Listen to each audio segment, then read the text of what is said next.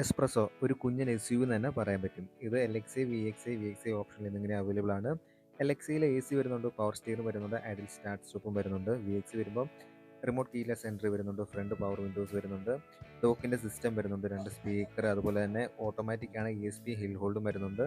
അതുപോലെ തന്നെ യു എക്സിയും ഓക്സ് കേബിളും വരുന്നുണ്ട്. വി എക്സ് ഓപ്ഷനിലാണെങ്കിൽ റിയൽ പാർസൽ ട്രേ വരുന്നുണ്ട്, ഇലക്ട്രിക്കലി അഡ്ജസ്റ്റ് ഒ ആർ വിയും വരുന്നുണ്ട്, 7 ഇഞ്ചിൻ്റെ ടച്ച് സ്ക്രീൻ വരുന്നുണ്ട്, ആർട്ട് ആപ്പിൾ കാർപ്ലേ സപ്പോർട്ടാണ്. അതുപോലെ തന്നെ സ്റ്റിയറിംഗിൽ ഓഡിയോ കൺട്രോളും അതുപോലെ വോയിസ് കൺട്രോളും കിട്ടുന്നുണ്ട്. ഇന്ന് ഞാൻ പരിചയപ്പെടുത്താൻ പോകുന്നത് എസ്പ്രസോൻ്റെ ഫുൾ ഓപ്ഷനാണ്. ഈ ഒരു കാറ് പെട്രോളിലും സി എൻ ജിയിലും അവൈലബിൾ ആണ്.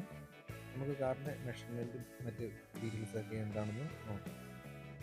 എസ്പ്രസോൻ്റെ ലെങ്ത് വരുമ്പോൾ 3665 mm, width 1520 mm, height 1567 mm, wheel base 2380 mm, turning radius 4.5 ആണ്.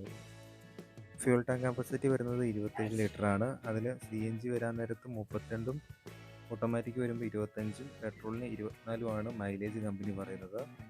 ഈ ഒരു കാറ് 7 കളർ ഓപ്ഷനിൽ അവൈലബിൾ ആണ്. അതുപോലെ തന്നെ എൽ എക്സ് ഐയിൽ 13ആണ് ടയർ സൈസ് വരുന്നത്, വി എക്സ് ഐയിൽ 14 ഇഞ്ചാണ് ടയർ. അടുത്തത് നമുക്ക് കാറിൻ്റെ ഇൻറ്റീരിയർ നോക്കാം. ഇത് V X A G S ആണ് വരുന്നത്. സീറ്റിംഗ് കപ്പാസിറ്റി വരുന്നത് 5 സീറ്റും വരുന്നുണ്ട്. മാക്സിമം പവർ വരുമ്പം 5600 ആർ പി എമ്മിൽ 66 ബി എസ് പവറും അതുപോലെ തന്നെ 3500 ആർ പി എമ്മിലും 89 തന്നെ ടോർക്കുമാണ് പവർ പ്രൊഡ്യൂസ് ചെയ്യുന്നത്. മുന്നേ പരിചയപ്പെട്ട മാരുതി കാറുകളിൽ നിന്ന് പാടെ വ്യത്യസ്തമായിട്ടാണ് ഈ ഒരു കാറിൻ്റെ ഡാഷ്ബോർഡ് മാരുതി ക്രമീകരിച്ചിരിക്കുന്നത്. ഏകദേശം മിനി കൂപ്പറുമായിട്ടൊക്കെ സാമ്യം തോന്നിയേക്കാം. 7 ഇഞ്ചിൻ്റെയാണ് ടച്ച് സ്ക്രീൻ വരുന്നത്. അതും Android auto, apple CarPlay support ചെയ്യുന്നതാണ്. ഫ്രണ്ടിൽ മാത്രമായിരിക്കും ഈ ഒരു കാറിൽ പവർ വിൻഡോസ് വരുന്നത്.